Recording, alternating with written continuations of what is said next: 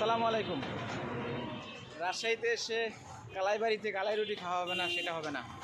তো চলে আসলাম কালাইবাড়িতে কালাই রুটি খাওয়ার জন্য। এই সেই কালাই রুটি,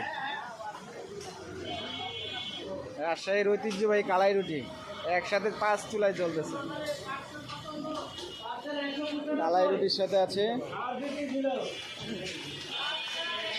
গরু মাংস আছে, হাঁসের মাংস আছে, আর ভর্তা, ভাজি, অনেক আইটেমই আছে। কালাই রুটি আর হাঁসের মাংস।